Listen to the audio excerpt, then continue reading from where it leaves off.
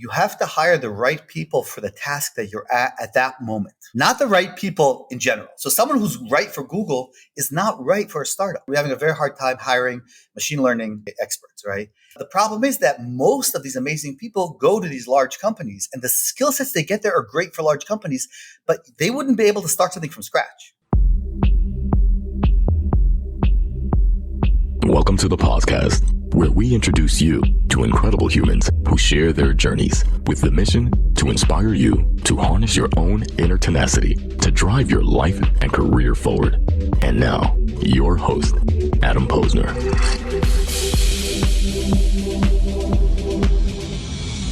Hey, everybody. Welcome back to the podcast. We're bringing the best and the brightest in the world of business, marketing, and personal growth to help you harness your inner tenacity and drive your career forward. I got a great one for you guys today. My guest on the podcast is Noam Bardin. Let me start that over a second. It's Noam Bardin. Noam Bardin. All right, let's start that over. Rarely start over. Hey, everybody. Welcome back to the podcast. We're bringing the best and the brightest in the world of business, marketing, and personal growth to help you harness your inner tenacity and drive your career forward. My guest today on the podcast is Noam Bardin. Noam is the founder of Post, a platform built for real people, real news, and civil conversations. And while you'll soon perhaps know him better from that, you'll probably know him already from his work as a CEO of Israeli-based navigation app Waze. Yes, Waze, that app that tells you where the traffic cams and the cops are. Waze is a massive company that was acquired by Google in June of 2013, where Noam continued to build the company until he moved on in 2021. And prior to Waze, Noam served as the CEO of Intercast Networks and co-founded Delta 3, a leading international VoIP service provider.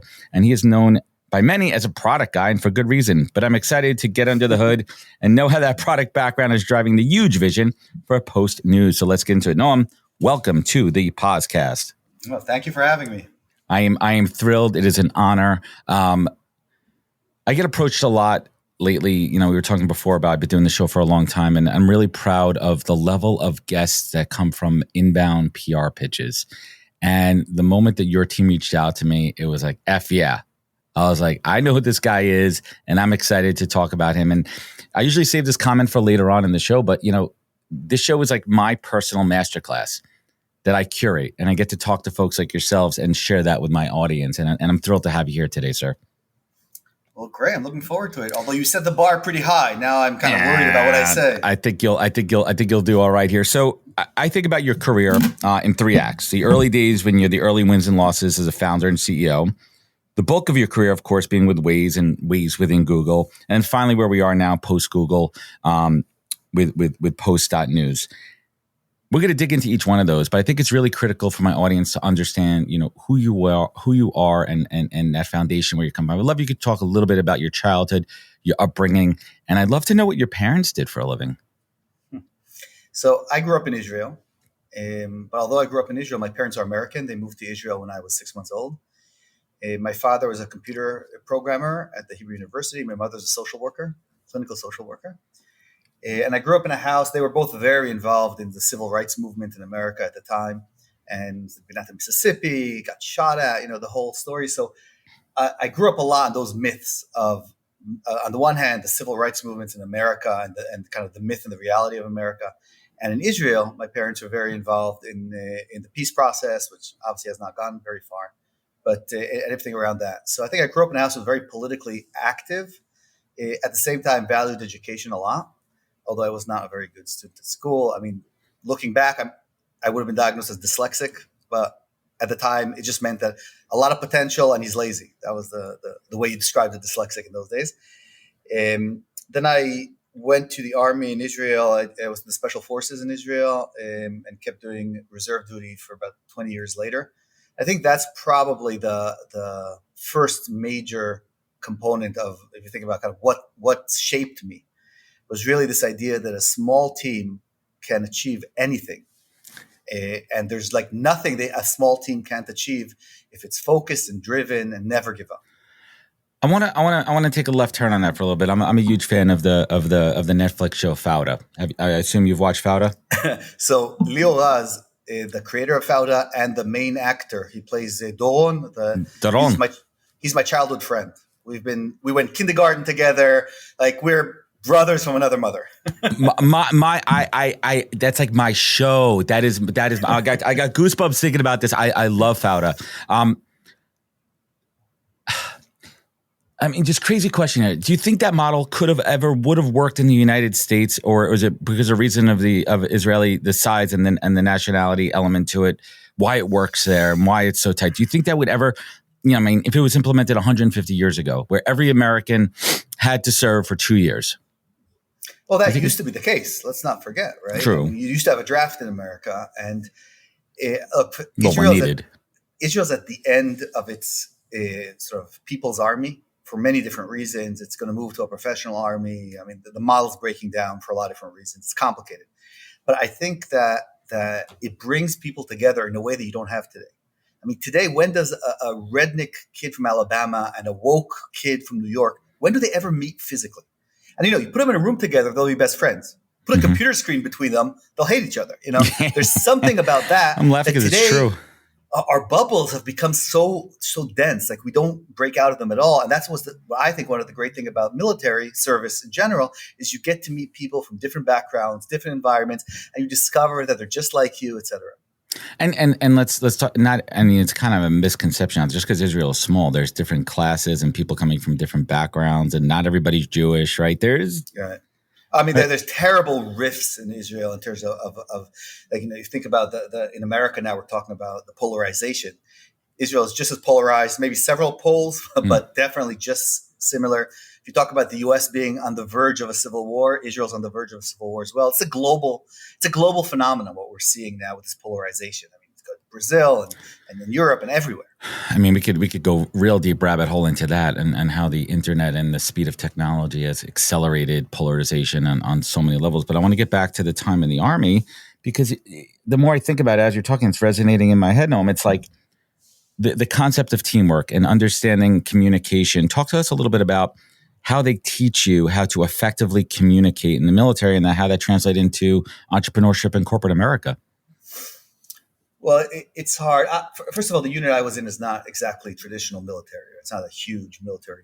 It's very much resembles a startup versus a corporation. If you think about the Marines or the infantry as a corporation, you think about special forces as a startup. Right, the SEALs. Exactly. And what the SEALs or any special forces unit looks for in people is people who don't give up.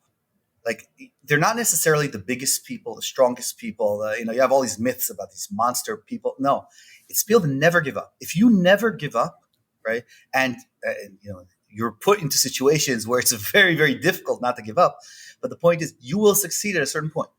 And that's what they look for in terms of people more than anything. And I think the same thing when you think about startups. Every startup, every business goes through terrible times. Things are hard. Nothing works beautifully. Ways we like to talk about this big exit. We almost went bankrupt twice. I mean, every business is a mess and is hard. And the difference, I believe, between businesses that succeed and businesses that fail overall is the tenacity of the team and of the founders.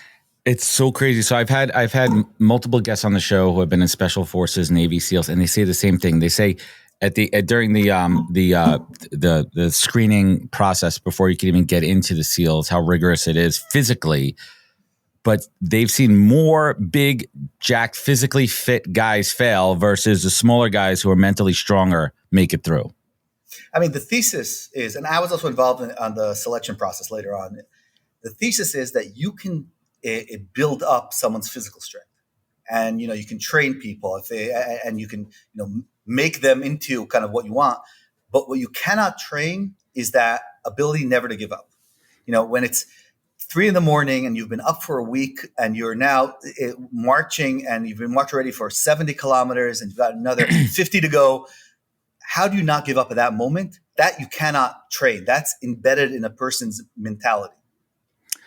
It's absolutely incredible, and how that translates to business and pushing forward and leading people there. So one commonality that I noticed in each of your companies you founded, whether it be Delta 3, Intercast, Waze, or now Post, you've always worked and built companies that have a potential for world-changing scale. Is that a major factor? Does it have to have that kind of impact when you decide what is next? So, it's hard to kind of synthesize why you choose to do something. Right? There are a lot of different reasons. And obviously you tell yourself a story, tell other people a story, et cetera. It was funny. Intercast was a company that failed miserably, and we ended up shutting down the company. That was one of my most traumatic experiences. Obviously, I learned the most. You learn the most from your failures and you do success. But what was traumatic about it? Because it was the first of first all, major fail, and did you feel like you let the team down? I let the team down. Look, first of all, I made a mistake in joining the company. That was on me. That I did my due diligence for the position of wanting to go in. And that's always a problem. And that's a whole bunch of issues.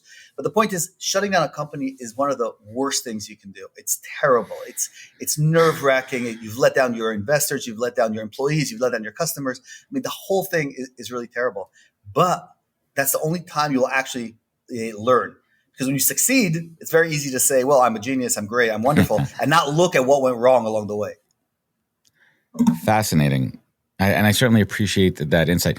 What was one of those, in that first time you shut the company down, what was one of those major lessons learned that you said, all right, I'm going to take this lesson, I'm going to etch it. I'm going to etch it into my DNA to not repeat this mistake again? So there are just so many. I think the first one that stood out. I think the most important decision you make is joining a company or starting a company in a certain direction. And that decision obviously, sets everything going forward. And I think many times do not spend enough time at that point really thinking through, why am I doing this? Where am I going? Is this the right thing for me? Where do I go? When I shut down Intercast, I was traumatized with the whole thing. I said, okay, next role, I want something small thing, not world changing, not global, something small, whatever. I've learned my lesson. And I ended up at Waze, which is definitely the opposite of that. But we spent months together, me and the founders, before I decided to join the company. Months and months together. Building that relationship. Building the relationship. But also for me, it was, coming from that trauma that I made a decision too fast without thinking it through. I was spending the time to make sure it was the right team, the right product, the right thing that I wanted to do. By the way, right does not mean it's right for the world, right for you. Right for you. How do you balance due diligence of looking into a company's financial future roadmap versus your gut decision? How do you balance that? Well, unfortunately, and I think most of the research has shown this, we actually make our decisions the first few minutes, and then we spend months trying to justify it rationally. Right? We've got this kind of animal part of our instinctive views, and then we've got the logical side that's grown slower, fast thinking, slow thinking. There are different ways of putting this. But this is really very important for people when they go fundraising. The VC will make a decision in the first few seconds, first few minutes, about whether or not they want to invest. Everything else is just to justify to the partners, and this is really that gut instinct that comes to play. But I think what's important about that logical side is really to challenge your gut instincts, to understand that you've made that decision. You want to, or why do I want to?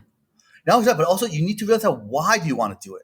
Like with Intercast, my big mistake was I went to that company because I wanted to join a company and not do something else I was involved in, and not because it was the right company, right? Had I been honest with myself at that point, I would have seen that, okay, this is the wrong company for me for a lot of different reasons, but the real reason I want is to join a company.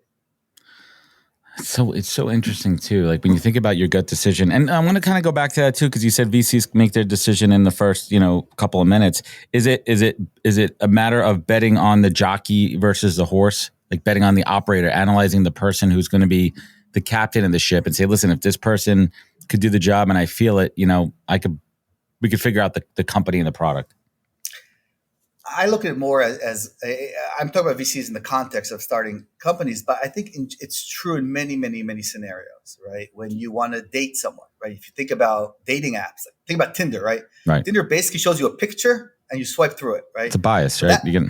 It's a bias, but that picture is based on hundreds of thousands of years of evolution that we look at a person and 85% we're right about how we think that person is. Now, obviously, we're wrong 15% of the time, right? So many times. But the point is that we have that animalistic instinct in us. And then that rational side comes in later and begins to say, whoa, well, why are we doing this? And who is this? And is it right? And there's a balance there. There are different theories about which side is more powerful. But I think in general, what you have to remember is the way you come across it with the other person. Does the other person want to spend time with you? Do they like you in the traditional sense, right? And do they like the idea in the context of you, right? If you make that spark in the beginning, then you're in the position of let's explain it to the partners. And that's the due diligence process.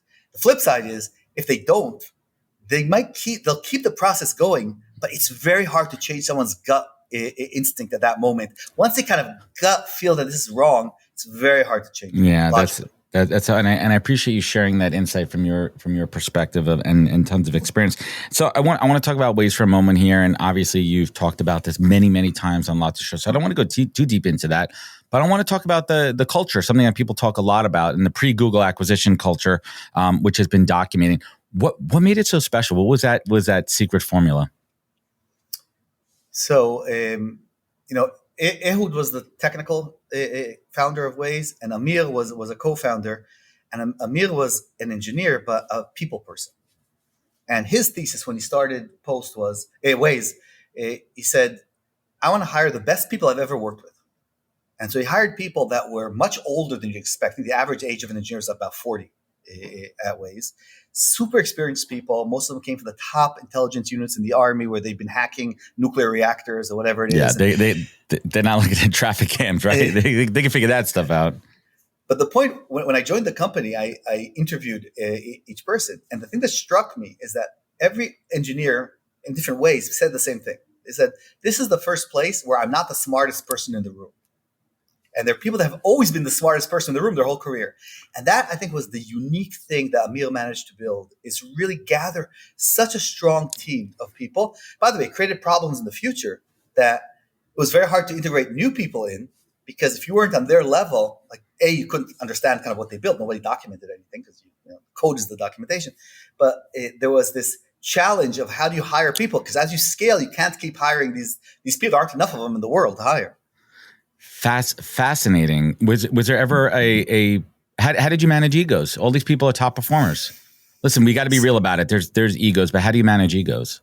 So I would say in general, we hired for attitude and for skills, and that narrowed the pool even more. Yes, we had some assholes, and I think we managed to get rid of them relatively fast, but we did have some people that was a problem. I'll tell you where the problem becomes when someone's so smart. Many times they expect that from everyone, and so they assume that.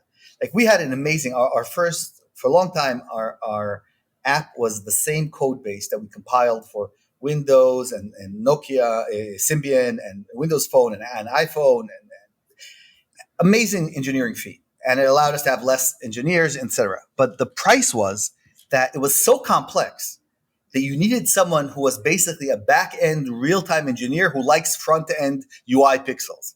Like 3 people in the world that fit that description, right? That could do both. And so, and that created a problem hiring people for the team. So the team got stuck, and we had to, at the end, kind of rewrite a lot of things and bring things more to kind of simpler technologies, so you could actually hire people that could run with it. That could actually do it. Yeah. And this is the difference between like the early stage and scaling. Right? The early stage really is about a small team of amazing people who are committed, et cetera. As you begin scaling, you got to be thinking about not just like, who can I hire, right? And the who can I hire is I think the most important thing, because everybody wants to hire these amazing people, right? And there aren't enough of them in the world. Right. Not everyone's an A player, right? It's just not scalable. And it's not law of averages. Enough, law right? of averages, it's not going to be possible. And as a small company, it's very hard to hire them, especially these days where the salaries have gotten totally out of control, right? So what do? And a lot of people still say, I want to hire this person, which you're never going to hire, and they get stuck.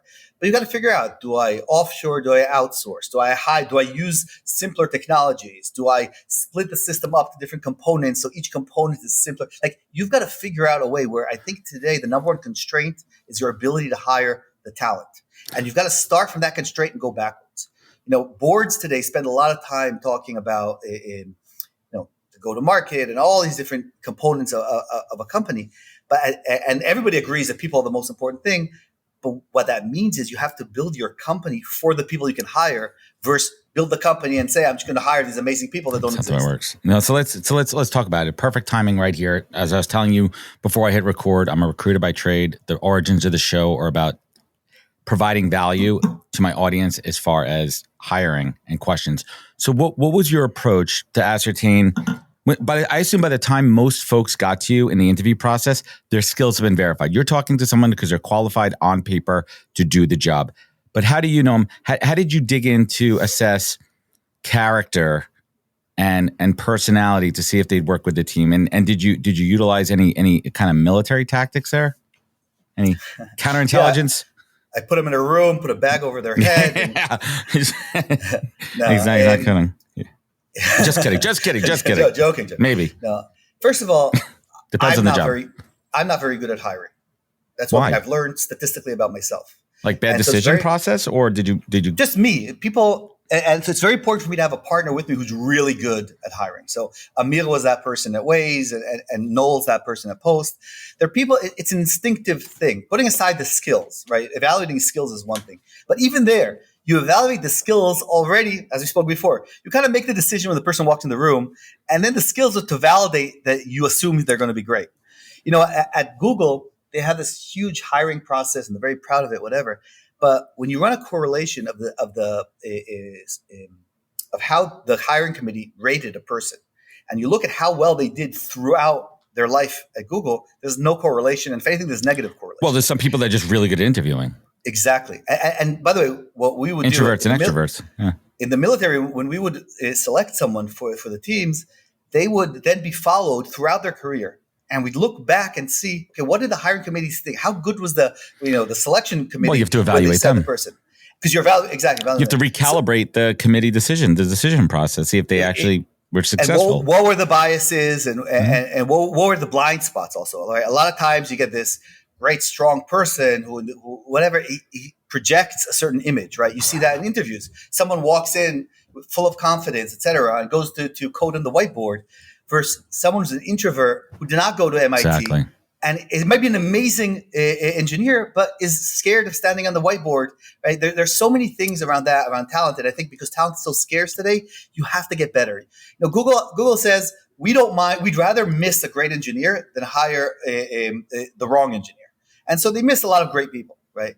And you could argue if what they say is good is really what companies need. But I think at a small company, you have no choice but to look for those diamonds in the rough. Because the MIT PhD graduate, is probably going to go to Google anyway. So right. And you're not going to be able to compete on price. Well, that's the other part too, right? Like a smaller company, it's highly selective. You got to if you're looking for the best talent, you have to assume that they're interviewing at the best possible companies out there, right? But this is one thing that's very important. This is one thing I think that I learned the wrong way the hard way with the Intercast. You have to hire the right people for the task that you're at that moment, not the right people in general. So someone who's right for Google is not right for a startup. We're having this challenge now. We're having a very hard time hiring machine learning experts, right? And it's hard for everyone, AI, everything. But the problem is that most of these amazing people go to these large companies, and the skill sets they get there are great for large companies, but they wouldn't be able to start something from scratch. Right? Or they may not be hands-on. They may be more higher level, strategy versus execution versus startup, but you need them to be both in the dirt and in the clouds. But also it's a different skill set. Like starting from scratch, a startup is all about 80-20, right? You want to do 20% of the work to get 80% of the result and stop there. A corporation is about 5 nines, 99.9999, right? You're arguing Google search today. They're looking at the fraction of a percentage of conversion, right? Because it's the scale is micro so huge, optimization. It's different skill sets. And this is a mistake when you hire someone because they come from these big companies for an early stage company. Usually they fail. There are people that can scale back and forth, but that's very, very unique. That is a clip right there into itself. Chris, producer, clip that. We're going to go back and do that. Hey, everybody. I want to talk about a product and platform that I absolutely love and our latest sponsor, Interseller, the prospecting and outreach platform of choice for recruiters and sellers. Whether you're doubling down on business development or recruiting talent, Interseller does all the heavy lifting of finding contact data, automating the email and follow-up process, and syncs all that rich data into 20-plus CRM and ATS platforms. Reach out now and get going on a 2-week free trial and let them know you heard about it from Adam on the podcast today. Check out the link on the website. Appreciate it. I want to switch gears for a moment here, and there's a handful of quotes from articles that I'd love for you to elaborate on. And here's the first one from your exit letter from Google, published in February 2021. Here we go. Quote, I was a naive startup leader believing that I could build out Waze within Google to its full potential and conquer the beast, regardless of its nature. This irrational belief is critical for a startup leader, but challenging in the corporate environment. I think this goes back to kind of what we were just talking about, right? As someone myself who's worked both I worked for American Express. I worked at very large corporations and startups, right? How do you think of that dichotomy, right? Do you think that there's a right path when it comes to that question? Or like, is someone better for one or another, like out of the gate? Like, are they hardwired for that? So it's funny. I wrote that letter when I left Google. I did not have any idea I was going to get the kind of the virality that it did. Yeah. I mean, everybody read it, and people got very mad at me. People don't talk to me today because of what I wrote there, etc. But I think I was trying to express my understanding of what I did wrong. And I came into Google with the startup mentality of we're going to build within. I want to change the culture at Google. I started the growth team at Google to try and bring in growth as a discipline. I had all kinds of ideas of how I'm going to change the beast. And I had never worked at a large company before. So I didn't understand the reality. And the reality is, I call it the nature of the beast. Startups have their nature and corporations have their nature. And they meet somewhere in the middle, right? But overall, when you're an early stage company, it's a completely different world. You have no idea how to even evaluate decisions that are going on in corporations. Because you take your mindset and say, well, if I was there, this is what I would do. But you're not there. And the person there has a very different interest to screw the other VP or to get his CEO job once he leaves. And so that's why they're doing something, right? You as a startup, you just think about the product. The product, that's all you have. They have a million other constraints. Regulation and press and other teams and politics and like all these things. And these are skill sets. So someone who's spent 10 years at a large tech company is an expert at doing things in a large tech company. That's their skill set that they learned. And that's great. But that skill set does not translate into a startup. Now, same the other way. Someone who's been in a startup their whole life usually doesn't translate into a corporate world for exactly that reason. You keep trying to push your product through while the organization is looking for other things. Fascinating. Spot on. Another one of your reflections I was reading working for Google, that it hindered or removed your ability to be transparent. Why is transparency so important in startups and why is it hindered in the large companies? So to me, transparency is everything. Again, we go back to the military unit. The one thing that'll get you thrown out overnight is if you're caught lying or not telling the truth. Immediately you're out. Fucks everything up. Question, right? Yep. It just because you're sending trust. You're sending 12 people to the other side of the world, and you have to trust that when they say they've seen something, they've seen it, or if they haven't, right? And this can have, international life and death ramifications, political, geopolitical. Exactly. Yeah, But on top of that, it's so hard to lie well because you got to keep these stories in your head of what's going on. So being transparent, also on an operational level, is just the best way to do it, right? And it's the only way you can learn. When you start hiding transparency and trying to sugarcoat things and trying to explain things nicely, and being very polite about them, and it ruins the ability to learn as an organization and as individuals. And this is the thing. I remember when I joined Google a few weeks in, I got this email. It doesn't matter what the product was, but the email basically said, "Hey, we built this product. It was amazing. We did all this amazing stuff, whatever. And so we're shutting it down." And I read this email 10 times. I couldn't understand it. And I went to other people asking them. None of us could understand what they meant, right? Now, you think if you hire the smartest people in the world, you can't treat them like idiots. They're smart. They'll read through your bullshit and they'll figure it out. They'll figure it out. So to me, transparency is super important. It's very hard to do it. When you go into a corporation, you get all kinds of constraints. What you can say and how you can say and to whom you can say and all these constraints that happen, which begin filtering what's really going on. Like when you go to these all hands in these large companies and you get like a VP, an executive talking, the people that actually work on the project usually have no idea what they're talking about. It's like, we have all these problems. What are they saying? It's so wonderful. And and being transparent is a superpower. It gives you that extra edge as a company to really move faster, better, stronger, etc. How did that time at Google affect you internally? Did it give you anxiety? Did it give you agita? Like, you're coming from this startup small team stage. How old were you at the time? I asked. Quick timestamp there. I'm trying to get a level set. Oh, that's a good question. 2013. Well, it's 10 years ago. So I was 42. Okay, so roughly the same age as me right now. I'm 44. So I'm thinking about myself right now getting thrown into something.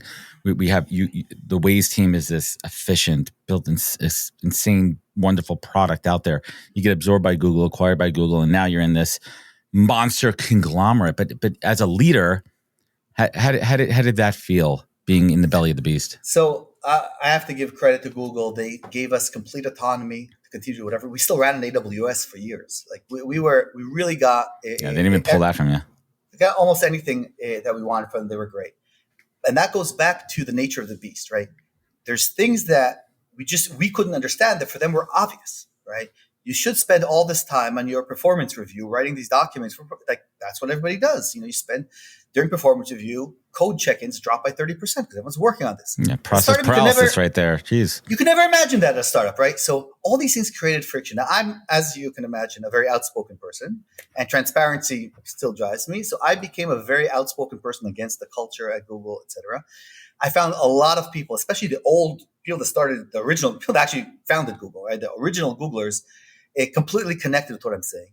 But the corporate people saw it as an attack on them. And they took it personal. They took it personally, but also it's like that's their skill to work in a corporation, not to build products, right? To take a product and improve it 0.5%. They were managers. They were managers. They were people process managers. So let's continue with the journey here. You leave Google, and I love this. If you look at Noam's LinkedIn work experience, February 2021, it says to May 2022, quote, the position, thinking about what's next, sitting at home with the huge smiley face icon next to it. How did you spend that time? Sitting at home? So I was sitting at home. I tried to retire, and that didn't work well for me. Why? You have to be active? Like, you can't just sit there. Like, what are you going to do with retirement? You a golfer? You collect stamps? That's exactly. I have my hobbies are work. I love working. I love building things. I love, the figuring out solutions to problems with limited resources, everything that has to do with startup life. But I felt that I have to retire. So I tried developing hobbies, and I failed miserably. But the thing was, there was something that was bothering me for a long time. And this really was the disinformation, misinformation, everything that's going around on social media, news, and all that. And so I started building some products together with Noam, my co-founder. We built this micropayment network. And our thesis was, today, every time you go to a news site, they want you to subscribe. But you're not going to subscribe to everyone. And they convert a very small, maybe under 2% of the users actually convert to subscribe. Let's give an option to buy the article for 10 cents, 15 cents, micro whatever. Purchase. I just want that one article. Yeah. I just want it. I just want to read it. I don't want to buy your site. So we spent a long time with that, speaking to publishers, say like a year and a half, trying to convince them. And we couldn't convince anyone to do a test with us.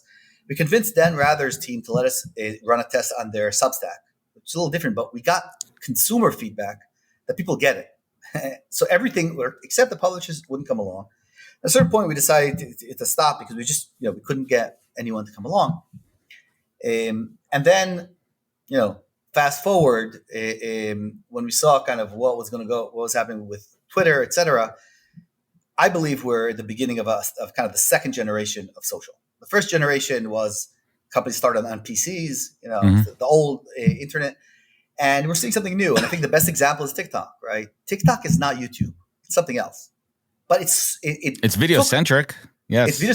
It took some of the functionality of YouTube, the short clips, etc., and it disambiguated it from the rest of YouTube and built an app focused just on that. And I believe this is what's going to happen going forward. We're not going to have generalists; we're going to have specialists. And so what we want to do at Post is to basically extract the news. And what I mean by that is I get my news from social. The only reason I used Twitter was to get news. I'd follow people. I'd follow publications. They would kind of filter the stuff to me. I like reading it in the feed. But every time I want to read something, I jump to a website with a million ads and email capture forms, and all to get at the end to a paywall, right? That's terrible. And I want to read it in my feed. And when you look out, most people, and obviously the younger you get, the higher the percentage, see the social as their news platform. And so I believe that social is the news platform. And so we built Post to be a social platform focused on news. So you can read it. We have about 200 publishers on the platform. About 40 of them ingest their content directly into the platform. Everything opens in your feed. Some are free. Some are you pay for a few cents. Every user has a micropayment wallet. You can tip people, fractional. etc. Yeah, the concept itself, right? The concept of fractional purchase. I don't want to spend $16 a month. I just want that one article. I mean, New York Times pisses me off the most of that because I do not subscribe to the Times, and my friends send me articles, and all of a sudden there's a freaking paywall. I'm like, bro, give me your send it to me. And then I go on Reddit and I get it for free, right? Like it's like Exactly. I have the worker. I just did this yesterday with an article, right? The ability to pick and choose what elements just because it's shared on a platform. That's where I want to get it from. I will purchase it from you. I believe in that.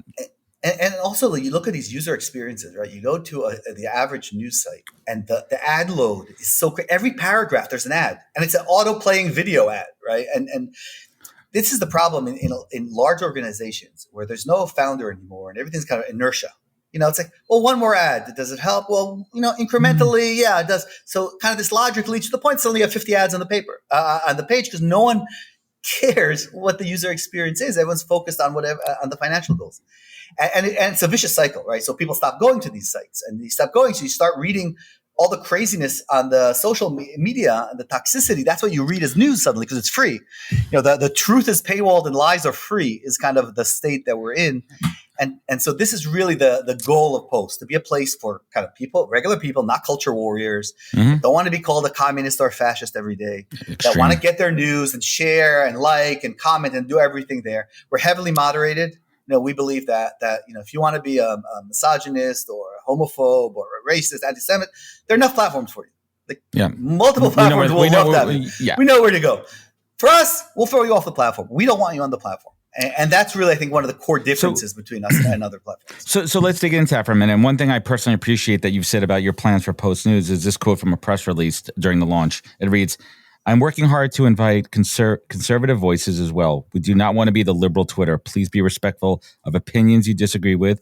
Our worth as citizens of a democracy is measured by how we treat people we disagree with, not the opinions we share." Massive.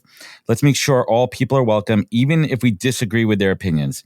Let's talk about civil discourse, right? Let's talk about that idea of being able to, hey, I may disagree with everything that you believe in, but I'm still going to treat you with respect. I'm still going to agree that you're entitled to your opinion, even though I disagree with it. And we could agree to disagree and discuss respectfully. So I think this is an area that obviously we have not made enough progress. Our platform is very, very liberal. I mean, extremely liberal. The most conservative person is probably George Conway on our platform, right? To put it in perspective, he's a conservative, but he's what we call old school conservative when the Republican Party was something else, right? We have rules on the platform and we enforce them. So if you come and you attack a person directly, okay, we'll throw you off the platform. If you attack their idea, that's fine. If you want to attack their idea, and no matter how stupid the idea is, that's all fine. But the fact that it's a woman or a man or a gay person, whatever, that is off limits to attack.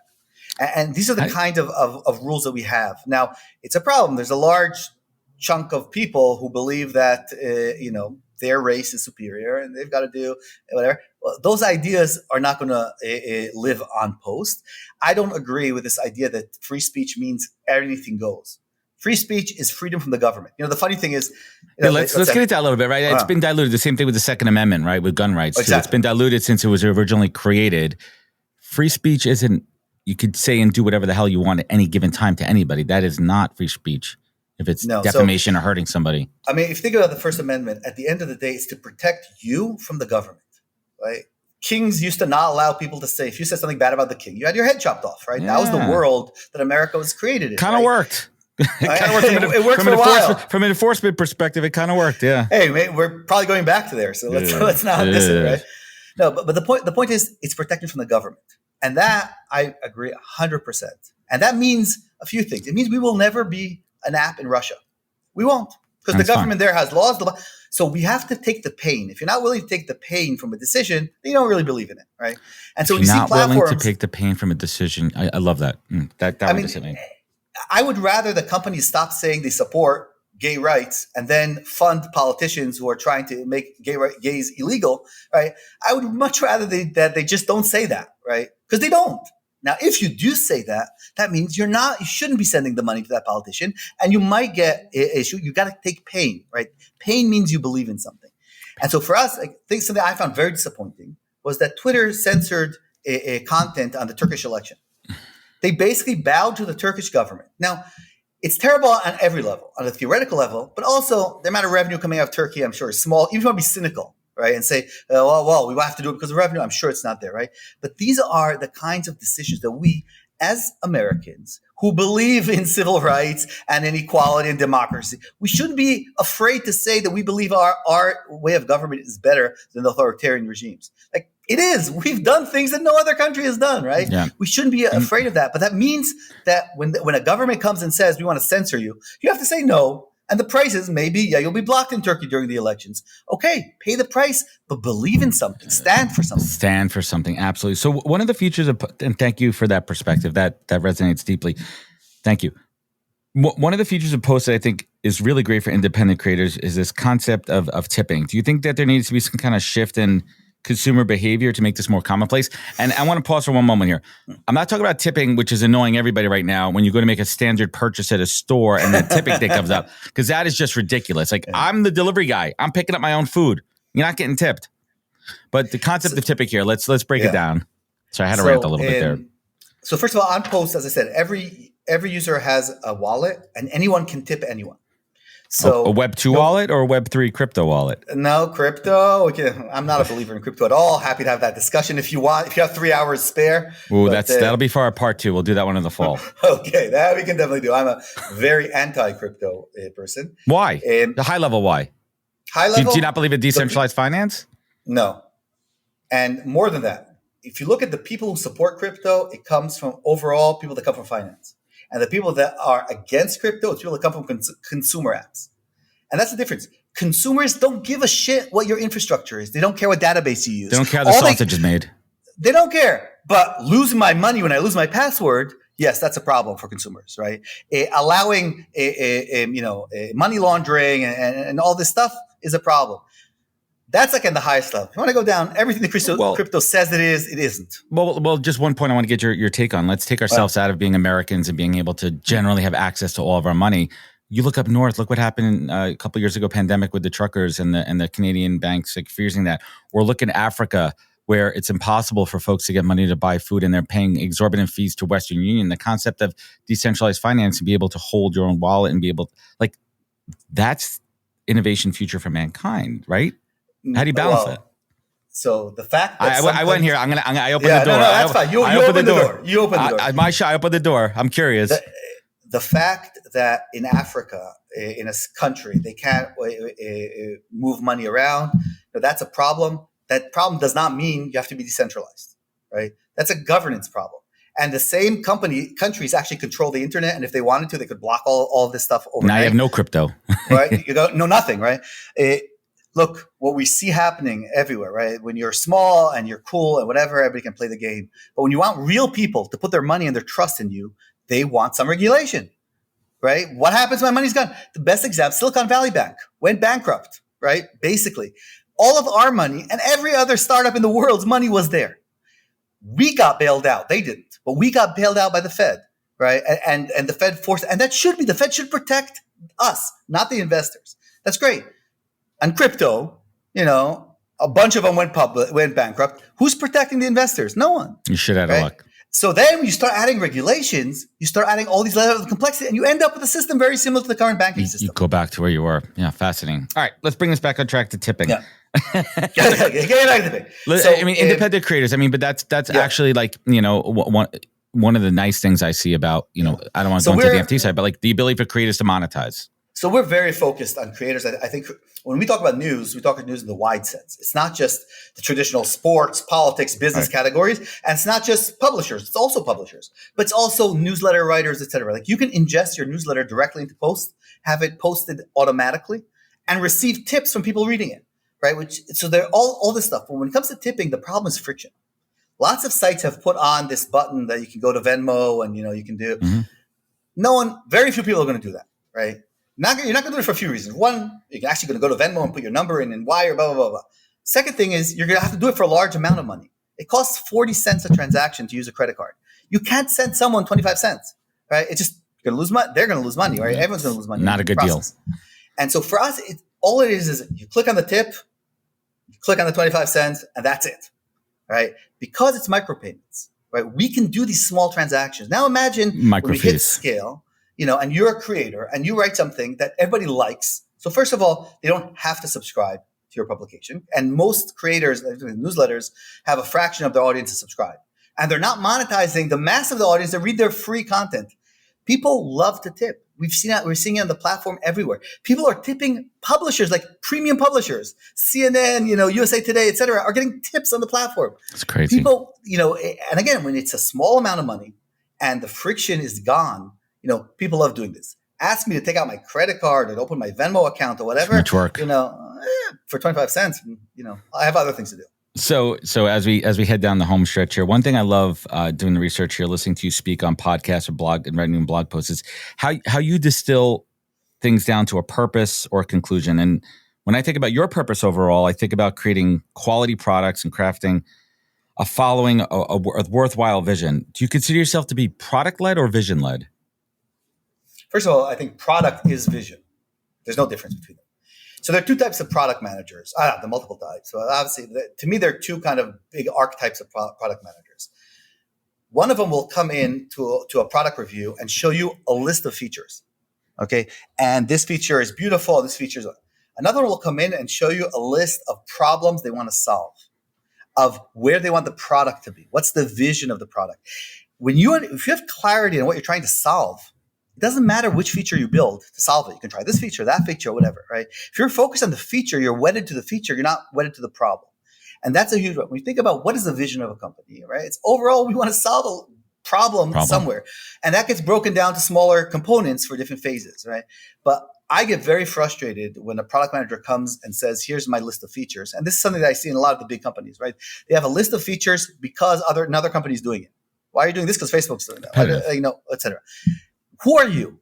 What are you trying to achieve? What is the step that you're in right now? They're trying to break it down. And now once you've defined that, okay, the feature, you can do it this way and that way, and we can argue about it, whatever. But the question is, does it solve the problem? One of the biggest problems with features, how do you measure them right afterwards? So did it solve the problem? Did it move the KPI? But what's moving the KPI? What does that do, right? So it all goes back to vision. We have clarity on the vision. A lot of things become much simpler. Prioritization becomes simpler. Deciding what's a good or bad thing to try and solve, what's important, what's not important. All this has clarity if you know where you're going. If you don't know where you're going, you're gonna go all over the place, right? And that's the problem. Yeah, I mean, it's important. I mean, to know where you're going, and we'll get to know where you're going in a moment here. But I'm just curiosity. Who are some of your favorite founders out there, the builders out there? What are you seeing? What's piquing your interest? So it's funny. If you would ask me this question 2 years ago, right? I asked me, what do you want to be when you grow up? I'd say I want to be Elon Musk, right? I think he was kid with the most toys. No, the most amazing entrepreneur who's done the most things. If you look what happened the last 2 years, you realize the quality of the person isn't there, right? It's the quality, and I'm not talking about why things happen. But you look at people once they are successful, how they act, how they treat people, right? You see the real nature of the person. Like one of the things I always do. So money reveals character. Money and success reveals true character. Two things reveal character: when it's very, very hard, right, and when you make a lot of money. Then you see the real person. When I interviewed at Google, I had a PA at Google, and she's amazing, Nicole. And I wish she was with me now, but we're too small. But what she would give me notes on what it was like to schedule the interview with the person. But the process. No. The collaboration, the communication. How the person treated her in scheduling. And it says so much, right? About how a person treats the receptionist at the entrance, how they treat, whatever, the people that they have nothing to offer them, right? Amen. And then you see the real character of the person. Real people treat good people treat everyone well. Doesn't matter if you're the waiter or if you're the owner of the restaurant or shitty people, it's all transactional. What can I get from the person? I don't need anything, so I'm going to treat them like shit. And that I think is the best asshole indicator when you're hiring. It's so true. And it's just by nature of who I am, and I'm not trying to pat myself on the back or anything like that, but I always, when I work, for example, booking you on the show, how do I work with the PR team? How do I work with the admins and the assistants, right? These are people that are, A, they're people, treat people well, and B, these are people that are helping you to achieve something. Don't be a jerk. That's exactly it. It's not hard. When people make a lot of money, right? You see the people that make the money, they dump their wife, they get the young one, they start, it's like, I have nothing against money. I'm not one of these anti-billionaires, whatever. But I think it reveals kind of your true character. And you can see also what people spend their time on, what's important to them. Am I building a phallic symbol that's going to fly to space, or am I actually helping people with malaria? Right? These are different types of decisions. What I want to do with my life. Right. It's a space. So who is standing out to you these days? There was a not household name. It's hard to tell. I actually think that Silicon Valley has a problem right now of good leaders that are publicly facing. It's a good example for younger entrepreneurs who are starting out. A lot of the Silicon Valley crowd have gone into this world of, how should I put it? I was beaten up as a kid because I was strange. I was a little bit autistic. I was on the spectrum. I was different, whatever. So they beat me up.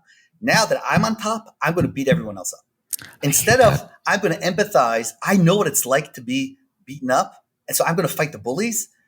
I want to be the bully.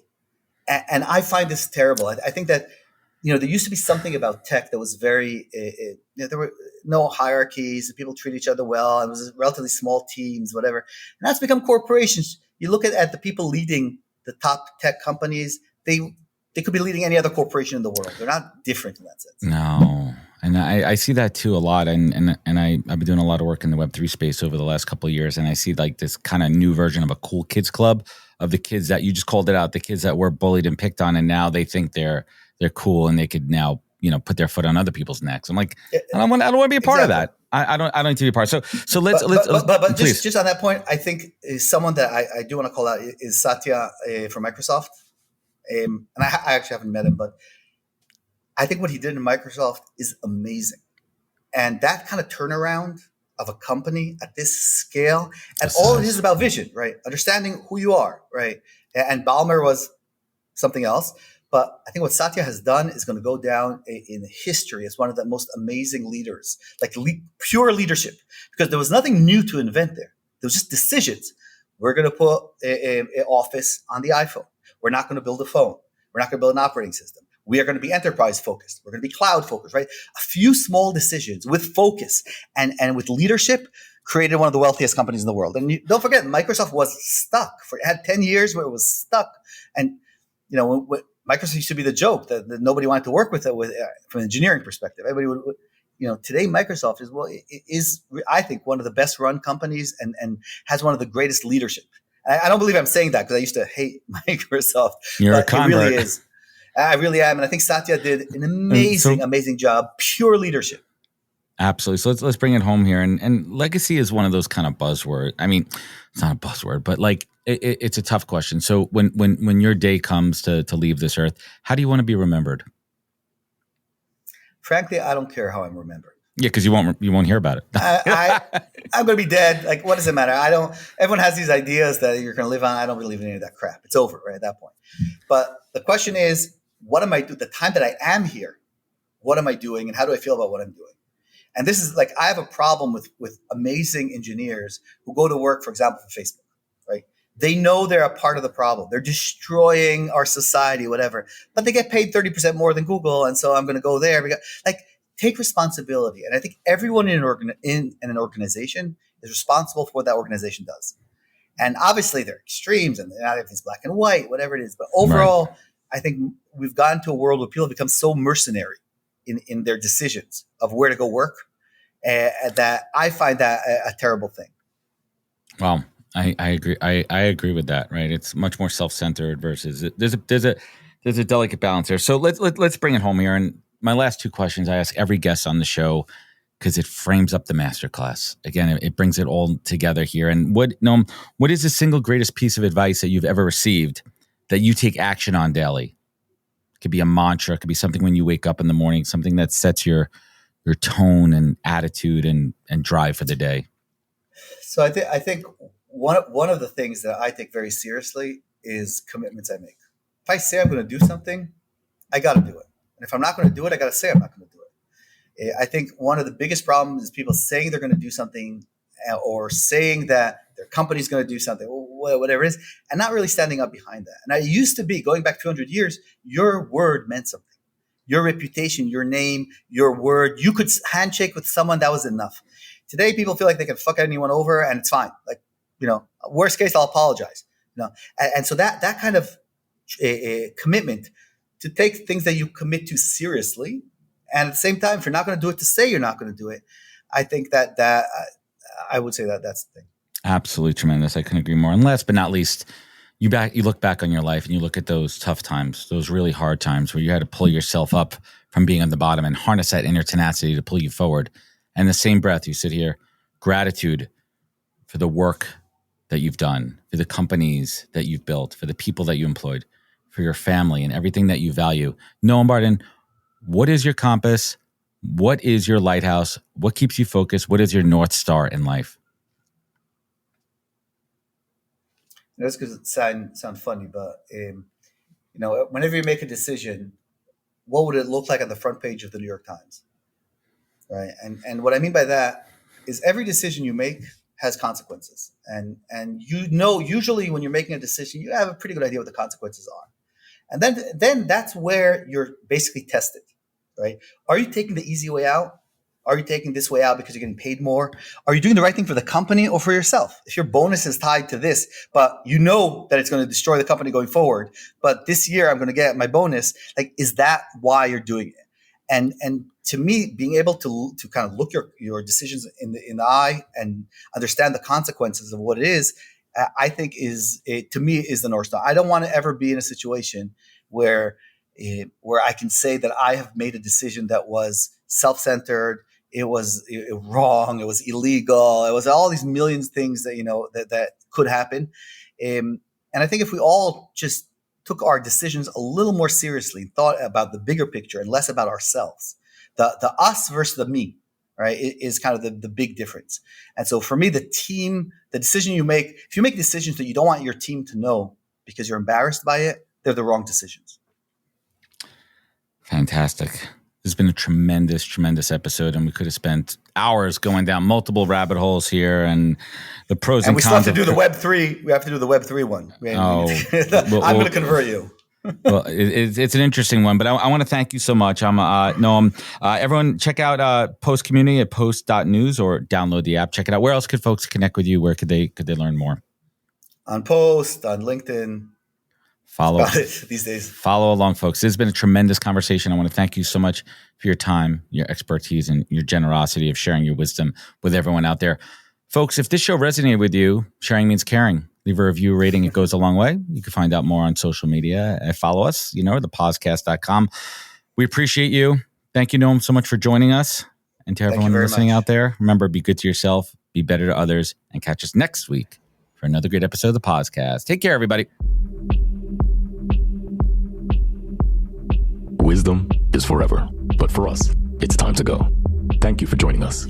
Luckily, we'll be back with our next episode soon, jam-packed with more incredible humans. Thank you for listening, subscribing, and sharing. To join the conversation, search The Podcast on LinkedIn. And to catch up on past episodes and more info, please visit www.thepodcast.com.